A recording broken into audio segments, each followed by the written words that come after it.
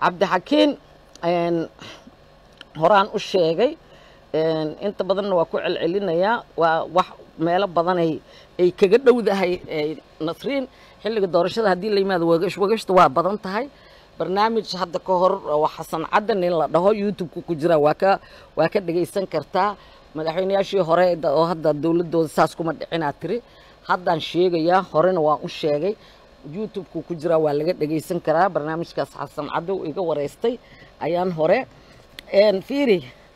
dadkii dalkan soo maray ama madaxweyne ka soo noqday ama ra'iisul wasaare ka soo noqday ama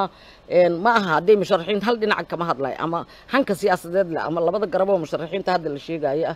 ama intii kale oo ayaga fikirkooda ku raacsan ilaa ninba nin buu wataa moogtahay ayagaa xisbiyey ahaayeen annaga nabad iyo nolosha principal ayayna aan u ahayn baarlamaankan hore uga sheegay laakiin weli xisbi xaakim automatically markaa xitaa wasiir tahay automatically u tahay barnaamijkaas dowladda waxay ku salaysan tahay marka automatically aan u nahay xisbi xaakim laakiin qofka xildhibaanka ah ayagaa isku diiwaan geliyay inay xisbiye yihiin xisbiye mucaarad yihiin ayay isku diiwaan geliyeen way joogaan maxaa kuu soo haray marka iyagii baa waxay leeyihiin dowladdii jirtay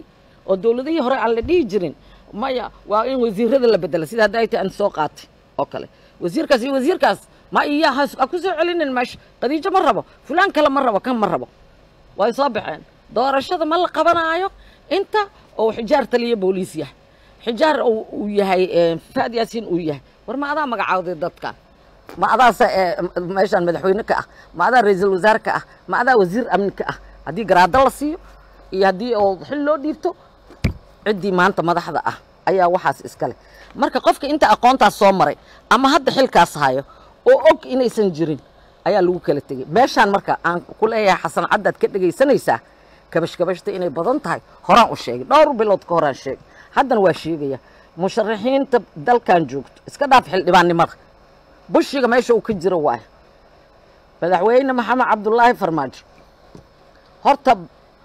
markii uu xilka qabanayo Soomaali gudaha iyo dabadda igama dhaga yaridiina waa ogtiine hadeer lama filaynin inuu madaxweyne noqonayo maalintii qof iyo cod ayaa la filayay madaxweyne inuu noqonayo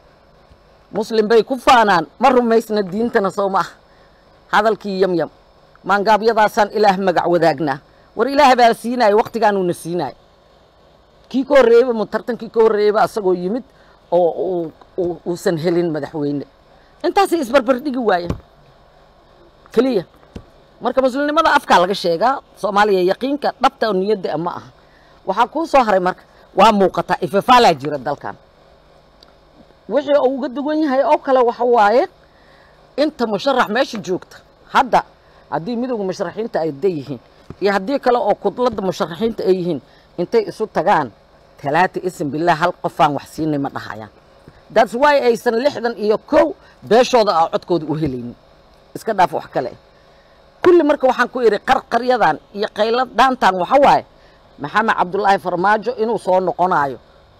markii hore waxa la shacab adu doorto hadda baarlamaanka waa la og yahay shanti baarlamaan dalka ugu dambeeyay jira markasta baarlamaanka waxa soo noqonayo 70% waa soo noqdaan xildhibaanada inta dhimata allah u naxariisto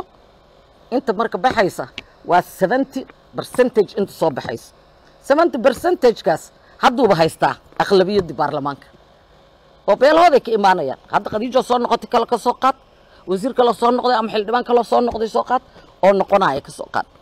xildhibaan codkayga ma cid kale aan wada maxamed cabdulaahi farmaajo haddaan noolahay oo nafta qabo asaan u wada asagana jooga annagana aan gaarno maalintaas haddii ilaahay yira saasoo kale waay markii hore waxa la marka shacab hadii wax dooranayo cod iyo qofka waxa loo diiday fursad in dadka Soomaaliyeed la siiyo waxa loo diiday waa inuu asaga leeyahay dadka wali maskaxdooda way ogtahay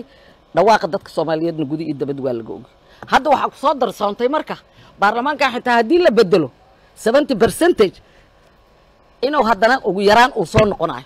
70% qofka markuu wareeg koobaad ka kacana waa shamsi inaan lagu celi karin dadka ayaga kudlada haday noqdaan iyo hadii kale waa shamsi lagu qaadi jira dadka inta kan madaxweynaha xilka haay ma ogiye inta kale la iskugu tagi jiray ninkan waa shamsi ma gaaray wareeg koobaad ku qaada hadii ilaa yira labadiba waa u muuqata marka kawma la iska siinaa